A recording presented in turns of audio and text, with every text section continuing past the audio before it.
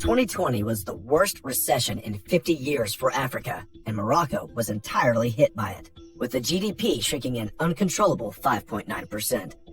Nevertheless, a significant rebound of 7.2% in 2021 forecast that Morocco resolved external blows and is ready for a 10-year plan to make it the most prosperous African country in Eurasia. Put your seatbelts on for this fast-paced Moroccan future. Tons of goods, and in 2021, 101 million tons of goods. With very challenging years in 2020 and 2021, it still had an astronomical growth over such a short period. If you stand at the port, you can see many ships moving.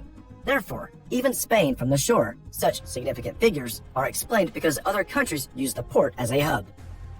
It is a transitory passage for ships with 20 days of sea time that will deliver goods in Africa in the quickest way or rest and continue with their long trip, making it the biggest port in Africa and the biggest also in the Mediterranean Sea in terms of container traffic.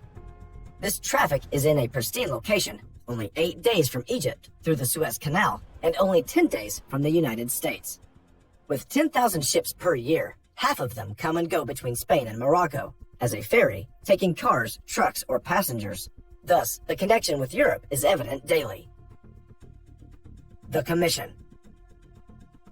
2 years ago, a commission for keeping up with Morocco's plans was launched, hearing all the voices of political parties, main stakeholders, administration, and citizens.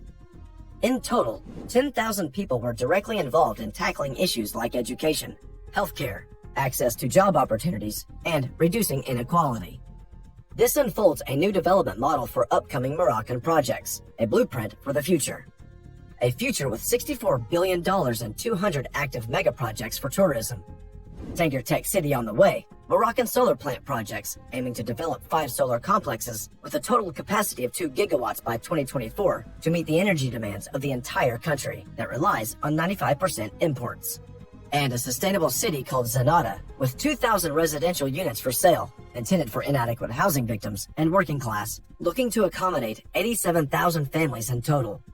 With 470 hectares of green spaces and water retention systems, Zanata has been the first African city awarded the Eco-City label by the United Nations. Conclusion.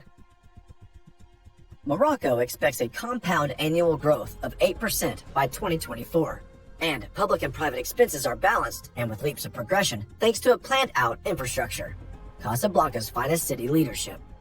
And in the agricultural sector, their critical phosphate future, since world populations continue to grow and fertilizer are needed to avoid a future world food crisis, where Morocco's is a crucial player with 70% of the world phosphate, an essential compound to produce fertilizers. That data alone could take Morocco to skyrocket dimensions. But what do you think? Is Morocco's infrastructure ready for continuing growth at the rate needed to be a prominent candidate to make a pole position in Eurasia?